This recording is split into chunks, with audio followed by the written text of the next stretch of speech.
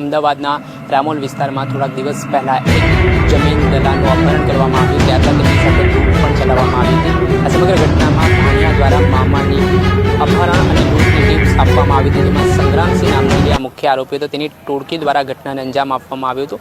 આ મામલે આ જે ઘટના સ્થળ છે કે જૂના કબીર મંદિર પાસેનું સ્થળ અવાવરૂ જગ્યા છે, જંગલ જેવો વિસ્તાર છે, ત્યાં રેંકી કરીને 9 તારીખની આસપાસ આ જે વ્યક્તિ છે અજયસિંહ રાજપૂત, તેઓ અહીંયાથી પસાર થઈ રહ્યા હતા। તે દરમિયાન એક ઇનોવા કારમાં આરોપીઓ આવ્યા હતા અને તેમની કાર અટકાવીને તેમને જબરજસ્તી બેસાડીને લઈ ગયા હતા અને ધાકધમકી આપીને 52 લાખ રૂપિયા જેટલી રકમ પણ પડાવી હતી।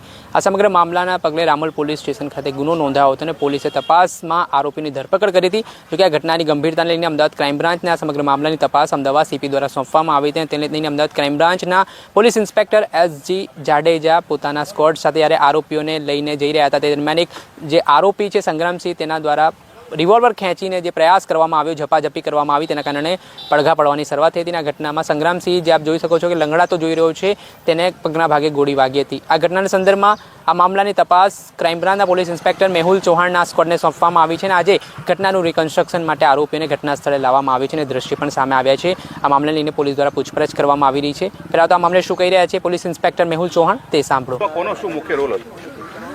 જે રામોલ પોલીસ સ્ટેશન વિસ્તારની અંદર તારીખ 9/9/2025ના રોજ જે બનાવ બનેલો, એ બનાવની હકીકત એવી કે જે ફરિયાદી છે અજય રાજપૂત, એમને અહીંયા આજે કામના આરોપી સંગ્રામસિંહ અને બાકીના જે અન્ય આરોપીઓ છે તેમણે 4-5-6 દિવસ જેવું એમની અગાઉ રેકી કરેલી અને રેકીના અંતે એમણે આ 9 તારીખ જે નક્કી કરેલી કે આ દિવસે આપણે એમને અપહરણ કરી અને એમની પાસેથી મોટા એવા પ્રમાણમાં પૈસા અને દાગીના એવા આપણે ખંડણી માગીને લઈશું।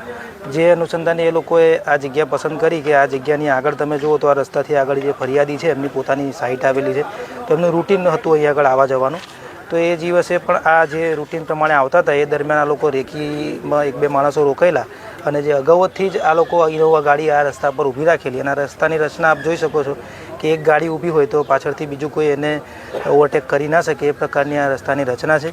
તો જે વખતે ગાડી ઊભેલી હતી એ દરમિયાન આ ફરિયાદીની મોટરસાઇકલ આવેલું અને ફરિયાદીના મોટરસાઇકલ આવતા તેને આજે આરોપી સંગ્રામસિંહ છે એમણે પાછળથી લાફો મારેલો અને એ બાબતે લાફો મારતા એ ફરિયાદી પડી ગયેલા અને પછી તેને ફરિયાદીને ગાડીમાં બેસાડી દીધેલો। તો આમાં જે લૂંટનો સમગ્ર બનાવ બનેલો તે બનાવની જે શરૂઆત છે એ આ જગ્યાએથી થયેલી એવી આ કામના જે આરોપીઓ છે એમણે અમને હકીકત જણાવેલી છે અને એ હકીકત આધારે અમે આજે સાથે પંચો રાખી અને તપાસમાં મજબૂતાઈથી અમે તપાસ કરી શકીએ તે અનુસંધાને અમે આ જગ્યાનું ગુનાવાળી જગ્યાનું રિકન્સ્ટ્રક્શન પંચનામું કરી રહ્યા છીએ। કેટલા દિવસના રિમાન્ડની માંગણી કરવામાં આવી છે કે દિશામાં તપાસ ચાલે?